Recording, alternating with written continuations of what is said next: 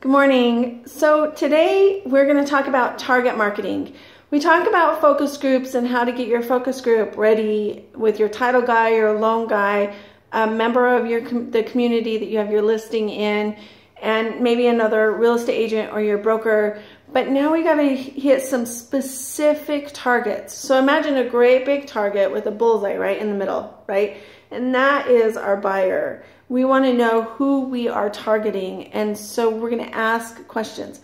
And this is where it's really important to have a title guy, especially in the state of Utah or in a public state, because they can pull all of the addresses of all the people and all their title information in that specific neighborhood. So you and I have names, and you can Google those names, find out who they are, how old they are, what they do. I mean, it's kind of a little bit of an investigation type to see, where the range of different items that we're going to talk about.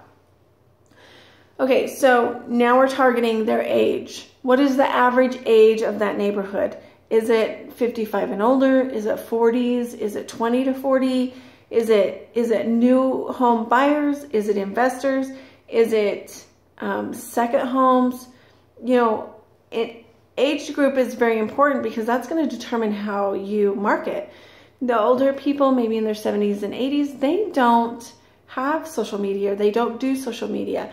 But if your majority is in the 40s, they're really into Facebook and into communicating. But if your age is in the 20s, they're into Instagram. So you see how you have to know their age. You have to know the general age of the entire neighborhood. Then you're going to look at the employers. Are they employed? Are they retired? Who employed them? What did they do for a living? Were they all engineers? Were they all CEOs? Are they all movie producers? Are they all famous? We have to know what they did for a living or what they do for a living, because that's going to adjust where we're going to market as well, or how we're going to market, excuse me. What's their income level? Now, in our nice famous area called Entrada, I did this target market there, and it's interesting to see the income level. We're talking anywhere between 500,000 patio homes to $6 million masterpieces, right? So you have a huge range of income levels, but the majority of people are in your top 10%. It's nice to know that, because now where are they reading? Are they reading Wall Street Journal? Are they reading different magazines or the newspapers and the New York Times, or all of that is so important to know. And what's the family status? Are they older? They've already raised their kids? Do they have kids at home? Do they have teenagers? Do they have young adults?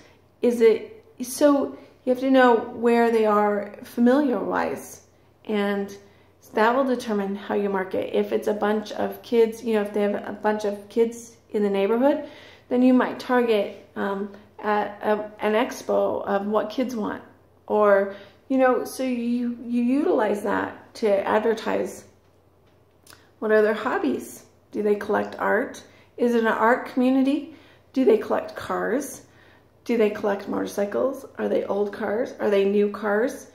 Are they crafters? So maybe you'll find your buyer at a craft fair. Are they I'm sure you see what I mean, but you want to know what their hobbies are. Are they outdoorsmen? And you can do all this when you search the names off the title. Are they into politics? Where do they donate their money? Do they donate money often, yearly? What charities do they like? Is there a common charity in the neighborhood?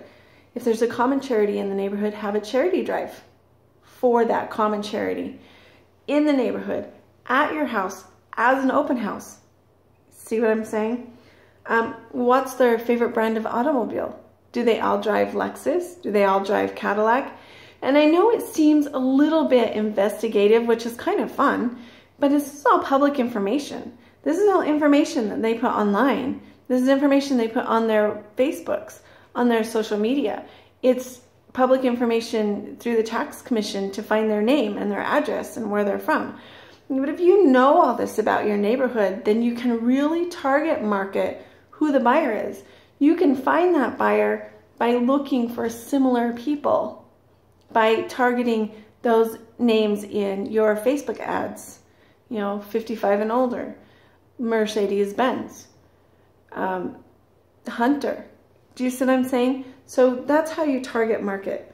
And then I like to make a dream board. I mean, you see all the stuff behind me, but I'll take my listing and I'll dream board what my ultimate buyer looks like.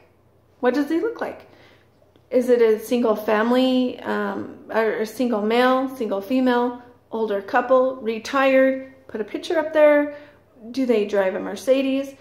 Do they have 4 grandkids, etc.? So that it kind of brings in that manifestation of that buyer.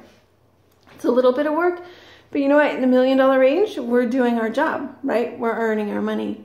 So tomorrow, I want to talk about, now we've done our target marketing, how to fill the gap. Okay? Enjoy your day.